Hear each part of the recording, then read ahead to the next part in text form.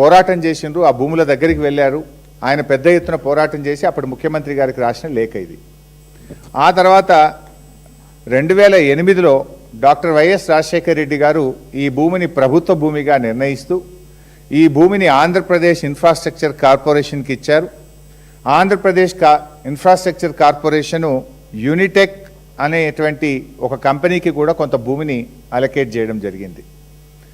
ఆ తర్వాత 2015వ సంవత్సరంలో అంటే వేరియస్ కోర్టులో కేసులు జరిగి 2015లో సుప్రీంకోర్టులో ప్రభుత్వం ఓడిపోయి ఈ భూమి శివరాజ్ బహదూర్కు చెందిన భూమిగా 2015లో సుప్రీంకోర్టు ఆర్డర్ ఇచ్చింది.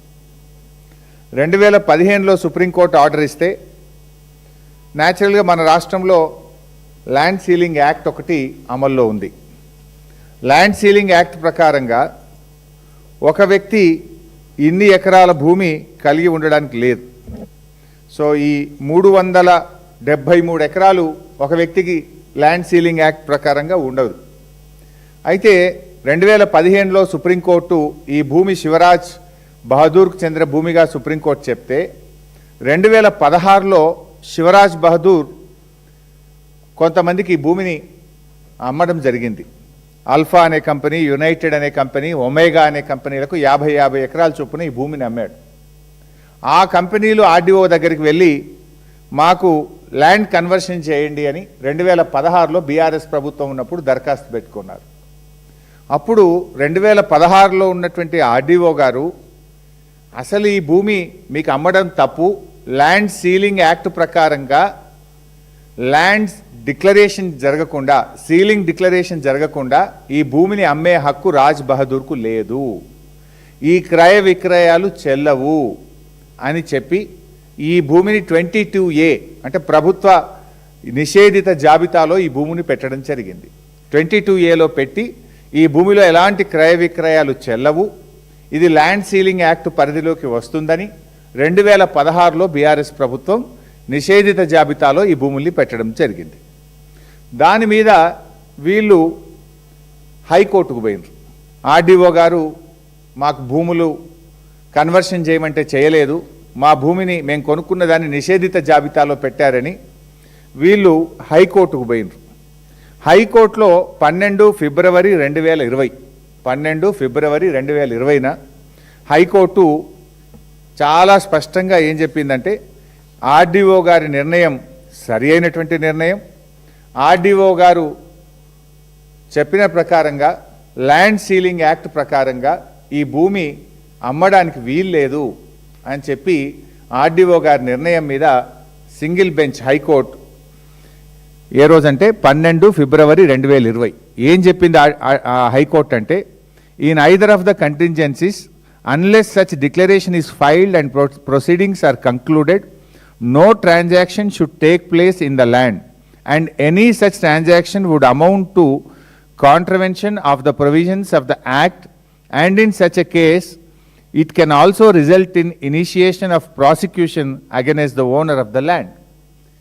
ఈ భూమిని అమ్మడం తప్పు, ఒకవేళ అమ్మి ఉంటే అమ్మిన ఓనర్ మీద క్రిమినల్ చర్యలు తీసుకోవాలి అని కూడా హైకోర్టు చెప్పింది.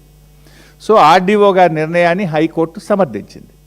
తర్వాత సింగిల్ బెంచ్ ఆర్డర్ మీద ఈ రాజ్ బహదూర్ అండ్ ఈ కొనుక్కున్న వాళ్ళు డివిజన్ బెంచ్కు పోయారు హైకోర్టుకు.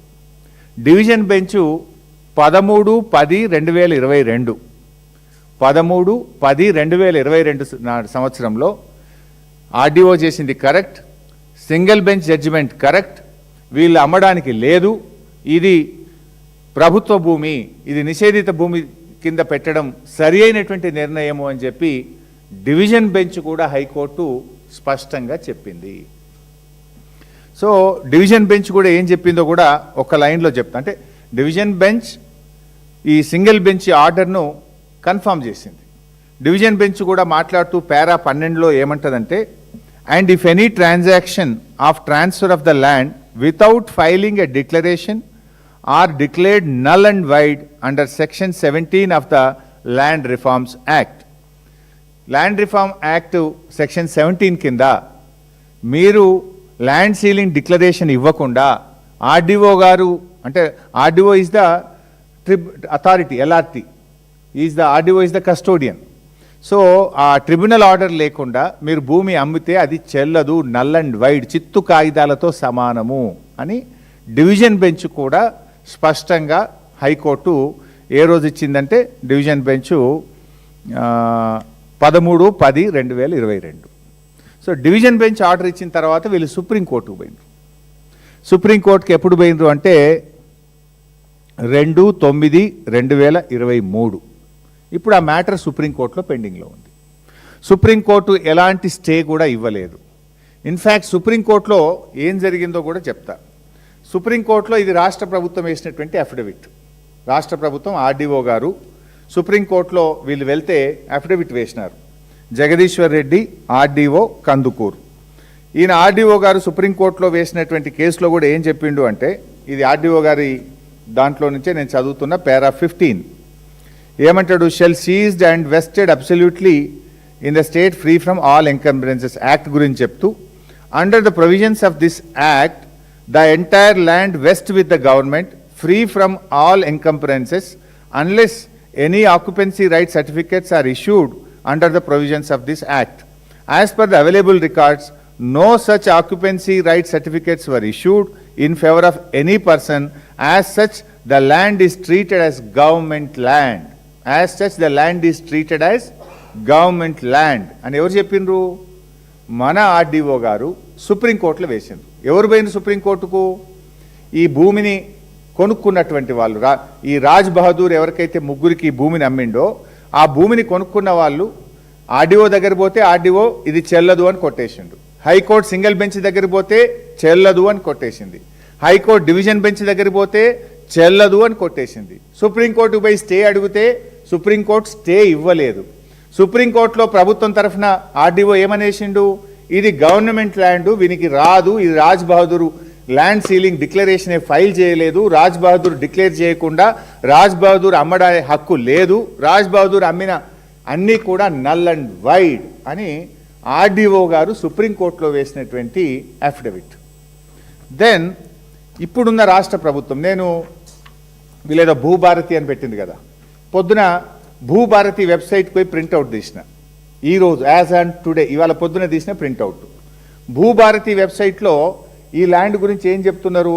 రంగారెడ్డి జిల్లా బాలాపూర్ మండల్ నాదర్గుల్ గ్రామము, సర్వే నంబర్ పాతది 613, కొత్తది 119, 373 ఎకరాలు గవర్నమెంట్ ల్యాండ్. ఇది ఈరోజు భూభారతిలో వీళ్ళ డాక్యుమెంట్ ప్రకారం ఇది government land, not my document. ఈరోజు పొద్దున భూభారతిలో ప్రింట్అవుట్ చేస్తే ఇది గవర్నమెంట్ ల్యాండ్గా ఇది ప్రింట్అవుట్లో వచ్చింది. ఇకపోతే యాక్ట్ ఏం చెప్తుంది? ఇవన్నీ కూడా నేను చెప్పాను ఇప్పటికే, మళ్ళీ ఒకసారి సింపుల్గా చెప్తాను. సెక్షన్ ల్యాండ్ సీలింగ్ యాక్ట్ అనేటువంటిది ఇది, this is the land ceiling act. ఇది తెలంగాణ ల్యాండ్ సీలింగ్ యాక్ట్. ఇది దిస్ నాట్ మై స్టోరీ, ఇది 1973లో వచ్చినటువంటి ల్యాండ్ సీలింగ్ యాక్ట్. ఈ ల్యాండ్ సీలింగ్ యాక్ట్ ప్రకారంగా సెక్షన్ 8 ఏం చెప్తుందంటే, ఎవరైనా రైతు సెక్షన్ 8 ప్రకారంగా 50 ఎకరాలు, అంటే ఒక్కొక్క జిల్లాలో ఒకటి ఉంది, మహబూబ్ నగర్, రంగారెడ్డి, మెదక్ 54 ఎకరాలు ఉన్నట్టుంది, ఆదిలాబాద్ పోతే 70 ఐ థింక్. సో ఎవరైనా అంతకు మించిన ల్యాండ్ కలిగి ఉంటే వెంటనే తను డిక్లరేషన్ ఇవ్వాలి అని సెక్షన్ 8 చెప్తుంది. సెక్షన్ 18 కూడా ఏం చెప్తుంది? ఎవరైనా కొనుక్కున్న తను కూడా కొనుక్కోవడం ద్వారా వచ్చిన భూమి కూడా సెక్షన్ 18 ప్రకారంగా ల్యాండ్ సీలింగ్ డిక్లరేషన్ ఇవ్వాలి. సెక్షన్ 17 ల్యాండ్ సీలింగ్ యాక్ట్ ఏం చెప్తుంది అంటే, ఎవరు కూడా ల్యాండ్ సీలింగ్ డిక్లరేషన్ కాకుండా భూమిని అమ్మరాదు, గిఫ్ట్గా ఇవ్వరాదు, ఎక్స్చేంజ్ కింద తీసుకోరాదు, తీసుకుంటే కూడా అది చెల్లని చిత్తు కాగితంతో సమానము, it is null and wide అని ల్యాండ్ సీలింగ్ యాక్ట్ సెక్షన్ 17 కూడా చెప్తుంది. సెక్షన్ 19 ల్యాండ్ సీలింగ్ యాక్ట్ కూడా ఏం చెప్తుందంటే, ఏదైనా రిజిస్ట్రేషన్స్, సేల్ డీడ్స్ ఏదైనా జరిగితే కూడా అవేవి కూడా చెల్లవు. ఆ రిజిస్ట్రేషన్స్, సేల్ డీడ్స్ ఏదైనా చేయాలంటే కూడా డిక్లరేషన్ ఉంటేనే చేయాలి తప్ప చేయడానికి వీల్లేదు అని చెప్పి కూడా సెక్షన్ 19 కూడా చాలా స్పష్టంగా చెప్తుంది. ఇవన్నీ రూల్స్, నియమ నిబంధనలు. కానీ వీటికి భిన్నంగా ఏం జరిగిందో ఇప్పుడు నెక్స్ట్ చెప్తా. ఇకపోతే మనకు ఇప్పుడు ఏమైంది? ఈ ఆల్ఫా అనేటువంటి కంపెనీ ఒమేగా అనే